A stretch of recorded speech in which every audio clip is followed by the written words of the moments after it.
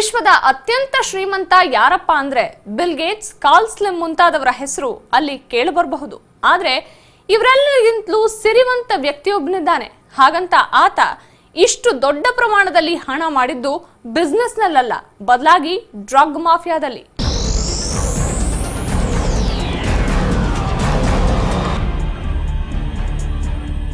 Joaquin L ಚಾಪೋ ಗುಜ್ಮಾನ್ ಈತ ಜಗತ್ತು ಕಂಡ ನಟೋರಿಯಸ್ ಸ್ಮಗ್ಲರ್. ಈತ ಕೂಡ ಮಾದಕ ವಸ್ತುಗಳ ಬಲಾಢ್ಯ ಜಗತ್ತಾಗಿರೋ ಮೆಕ್ಸಿಕೋದವ. ಸದ್ಯ ಬಂಧನಕ್ಕೊಳಪಟ್ಟು ಕಂಬಿ ಹಿಂದಿದ್ದಾನೆ.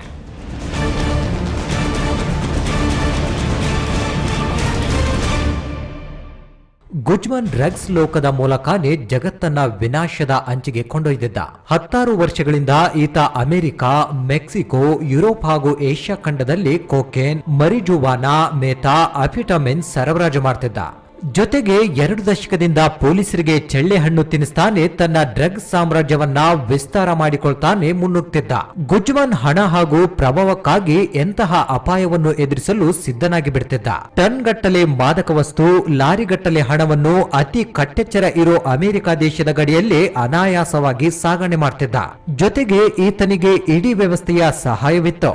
ಹೀಗಾಗಿ ನಟೋರಿಯಸ್ ಸ್ಮಗ್ಲರ್ ಅಮೆರಿಕ, ಯುರೋಪ್ ಖಂಡದಲ್ಲಿ ತುಂಬಾನೇ ಫೇಮಸ್ ಆಗಿದ್ದ. ಅಮೆರಿಕ ಅಧ್ಯಕ್ಷರಷ್ಟೇ ಗುಜ್ಮಾನ್ ಹೆಸರು ಅಮೆರಿಕ, ಮೆಕ್ಸಿಕೋದಲ್ಲಿ ಪ್ರಸಿದ್ಧಿ ಪಡೆದಿತ್ತು.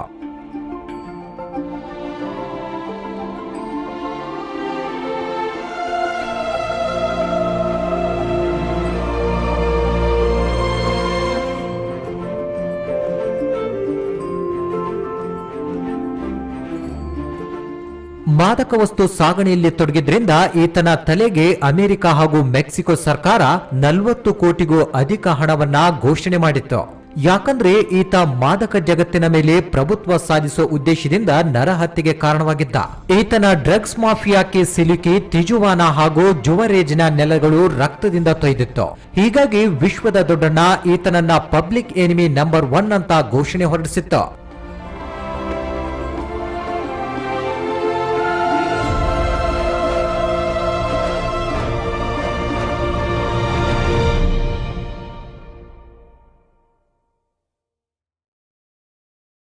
ಈತನ ಸಿರಿವಂತಿಕೆಗೆ ಲೆಕ್ಕನೇ ಇರಲಿಲ್ಲ. ಇದು ಗೊತ್ತಾಗಿದ್ದು ಈತನ ಬಂಧನವಾದಾಗ.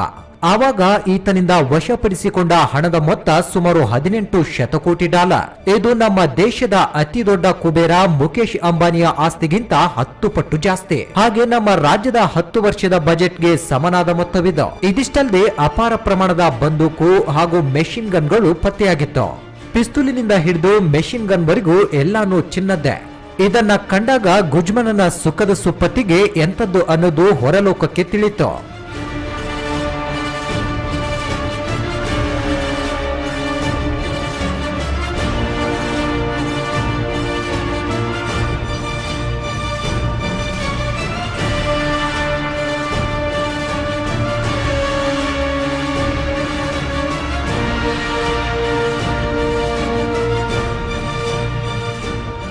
ಗುಜ್ಮಾನ್ ಕತೆ ಯಾವ ಬಾಂಡ್ ಸಿನಿಮಾಕ್ಕಿಂತ ಕಮ್ಮಿ ಇಲ್ಲ.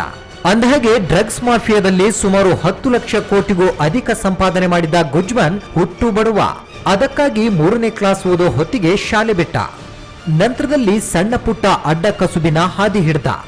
ಇದೇ ಆತನ ಭೂಗತ ಜಗತ್ತಿನ ಎಂಟ್ರಿಗೆ ಮೊದಲ ಮೆಟ್ಟಿಲಾಗಿತ್ತು. ನೋಡುತ್ತಲೇ ಗುಜ್ಮಾನ್ ಭೂಗತ ಸಾಮ್ರಾಜ್ಯವನ್ನೇ ಕಟ್ಟಿ ನಿಂತ. ಈತನ ಡ್ರಗ್ ಮಾಫಿಯಾ ಬೃಹತ್ತಾಗಿ ಬೆಳೆದು ನಿಂತಿತ್ತು. ಅದರ ಹೆಸರು ಸಿನೋಲಾ ಕಾರ್ಟೆಲ್. ಸದ್ಯ Claudia Felix ಮುಖ್ಯಸ್ಥೆಯಾಗಿರೋ loss ಅಂತ್ರಾಕ್ಷ drug mafia ಈ ಸಿನೋಲಾ ಕಾರ್ಟೆಲ್ನ ಒಂದು ವಿಂಗ್ ಅಷ್ಟೇ.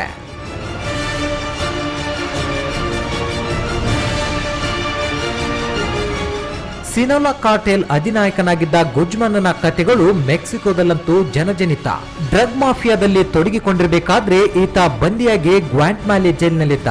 ಆದಾಗ ಈತನಿಗೆ 20 ವರ್ಷ ಜೈಲು ಶಿಕ್ಷೆಯಾಗಿತ್ತು. ಆದ್ರೆ ಗುಜ್ಮಾನ್ ಜೈಲಿನಿಂದ ಎಸ್ಕೇಪ್ ಆಗಿದ್ದ. ಮತ್ತೊಮ್ಮೆ ಪೊಲೀಸರಿಗೆ ಸೆರೆ ಸಿಕ್ಕಾಗ ಪೊಲೀಸರನ್ನೇ ಖರೀದಿಸಿ ತಪ್ಪಿಸಿಕೊಂಡಿದ್ದ. ನಂತರದಲ್ಲಿ ಈತನಿಗೆ ಐಷಾರಾಮಿ ಜೀವನದ ವ್ಯಾಮೋಹ ಹತ್ತಿಕೊಂಡಿತು. ಹೀಗಾಗಿ ಮೆಕ್ಸಿಕೋದಲ್ಲಿ ಬಂಗಲೆಗಳ ಮೇಲೆ ಬಂಗಲೆಗಳನ್ನ ನಿರ್ಮಿಸ್ತಾನೆ ಹೋದ. ಸದ್ಯ ಮೆಕ್ಸಿಕೋದಲ್ಲಿ ಈತನ 27 ಬಂಗಲೆಗಳಿವೆ. ಹಾಗೆ ಸುಮಾರು 50ರಷ್ಟು ಐಷಾರಾಮಿ ಕಾರುಗಳ ಒಡೆಯನಾಗಿದ್ದ.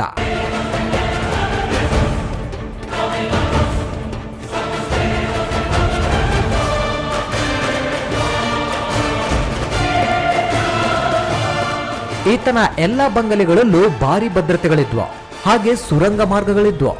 ಇದು ಕೊಳಚೆ ಗುಂಡಿಗಳನ್ನ ಸಂಪರ್ಕಿಸುತ್ತಿದ್ದ ಸುರಂಗ ಮಾರ್ಗ. ಒಂದೊಮ್ಮೆ ಪೊಲೀಸರ ದಾಳಿ ಆದ್ರೆ ತಪ್ಪಿಸಿಕೊಳ್ಳುವ ಉದ್ದೇಶದಿಂದ ಗುಜ್ಮನ್ ಈ ಸುರಂಗ ಮಾರ್ಗಗಳನ್ನು ನಿರ್ಮಿಸಿದ್ದ. ಹಿಂದೊಮ್ಮೆ ಪೊಲೀಸರು ಗುಜ್ಮನ್ ಅನ್ನ ಬಂಧಿಸಿಯೇ ಬಿಟ್ರು ಅನ್ನುವಷ್ಟರಲ್ಲಿ ಮೋಸ್ಟ್ ವಾಂಟೆಡ್ ಸ್ಮಗ್ಲರ್ ಕಾಣೆಯಾಗ್ಬಿಟ್ಟಿದ್ದ. ಆಗ ಉಪಯೋಗಕ್ಕೆ ಬಂದಿದ್ದು ಬಂಗಲೆಯಲ್ಲಿರೋ ಇದೇ ಸುರಂಗ ಮಾರ್ಗ.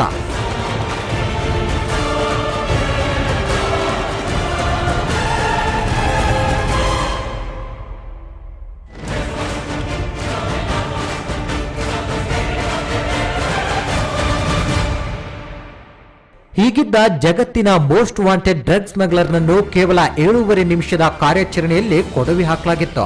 ಈ ವರ್ಷದ ಫೆಬ್ರವರಿಯಲ್ಲಿ ಮೆಕ್ಸಿಕೋದ ಮಜಲ್ತನ್ನಲ್ಲಿ ಕಾರ್ಯಾಚರಣೆ ನಡೆಸಿದ ಮೆಕ್ಸಿಕೋದ ಸೈನಿಕರು ಗುಜ್ಮನ್ ಕೈಗೆ ಕೋಳ ತೊಡಿಸಿದ್ರು.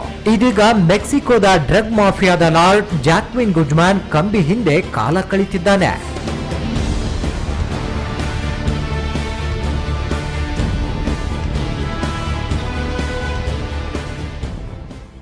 ಇದು ಇವತ್ತಿನ ಸ್ಪಾಟ್ಲೈಟ್. ಚಾನೆಲ್ ಚೇಂಜ್ ಮಾಡದೆ ನೋಡ್ತೀರಿ ರಾಜ್ ನ್ಯೂಸ್.